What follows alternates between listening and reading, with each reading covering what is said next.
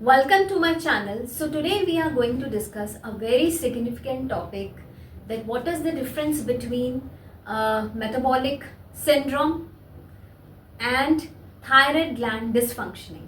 देखिए, जो thyroid gland है वो एक तरह से कोरिलेटेड नहीं होता मेटाबॉलिक सिंड्रोम के साथ, क्योंकि मेटाबॉलिक सिंड्रोम कुछ क्लिनिकल फीचर्स होते हैं जो कुछ लोगों में पाए जाते हैं, जिनमें ओबेसिटी के चांसेस ज़्यादा है और उनको हार्ट अटैक, स्ट्रोक या डायबिटीज़ की शिकायत ज़्यादा हो सकती है।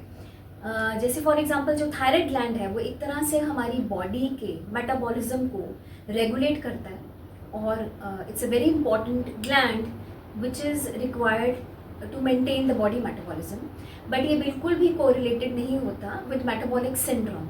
सो मेटाबॉलिक सिंड्रोम एक अलग चीज़ है, तो वो मैं आप लोगों से थोड़ा सा शेयर करना चाहती हूँ कि मेटाबॉलिक सिंड्रोम के क्या सिम्टम्स होते हैं, क्या क्लिनिकल फीचर्स हैं और इसको ठीक रखने के लिए हम क्या कर सकते हैं। देखिए, जो मेटाबॉलिक सिंड्रोम है उसमें नंबर 1 जो है ओबेसिटी। ओबेसिटी के 3 ग्रेड्स होते हैं, ग्रेड 1, ग्रेड 2, ग्रेड 3। जहाँ पे ग्रेड 3 ओबेसिटी है वहाँ पे एब्डोमिनल फैट बहुत ज़्यादा होता है और इस एब्डोमिनल फैट में हम चेक करते हैं more than 35 inches of waist line in women and more than 40 inches of waist line in men अगर है तो that comes under the metabolic syndrome. Number 2, जो कोलेस्ट्रॉल लेवल है 150 मिलीग्राम्स पर डेसीमीटर अगर होता है तो दैट मीन्स आपका कोलेस्ट्रॉल लेवल अच्छा नहीं है। Number 3, good cholesterol less than 40 in main and less than 50 in women, so it is not considered good. उसके साथ साथ जो ब्लड प्रेशर है सिस्टोलिक ओवर डायस्टोलिक, यानी 130/75 mm/Hg, अगर इससे ज़्यादा रहता है, कंट्रोल नहीं रहता बहुत समय से, तो that is not at all a good sign. उसके साथ साथ एम्प्टी स्टमक पे अगर शुगर लेवल चेक करते हैं तो वो 100 से ज़्यादा आता है, that also comes under metabolic syndrome. So ये मेटाबॉलिक सिंड्रोम जो है, इनमें से ये 5 में से अगर 3 चीज़ें 4 चीज़ें किसी की भी आती हैं तो that is not considered a good health.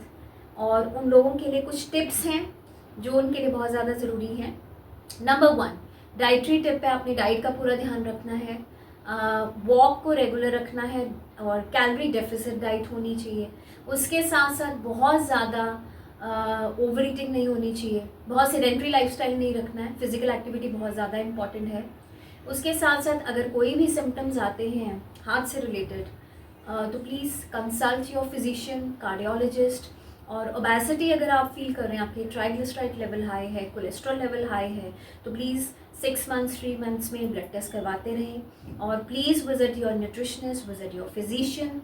उसकी मेडिकेशन भी ज़रूरी है। ब्लड प्रेशर को थोड़ा सा सीरियसली लेना है, अगर उसके लेवल्स अप हैं, लो हैं और मोर देन 130/75 है और वो एक तरह से आपका अंडर कंट्रोल नहीं रह रहा बहुत लंबे समय से, तो please it requires a medication.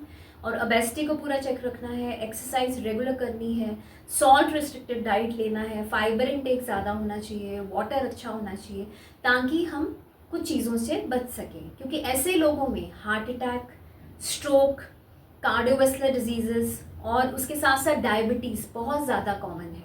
इसके रिगार्डिंग कुछ भी डिस्कस करना चाहते हैं तो प्लीज़ मेरे चैनल को सब्सक्राइब कीजिए। आप मुझे इंस्टाग्राम पे भी फॉलो कर सकते हैं। Thank you.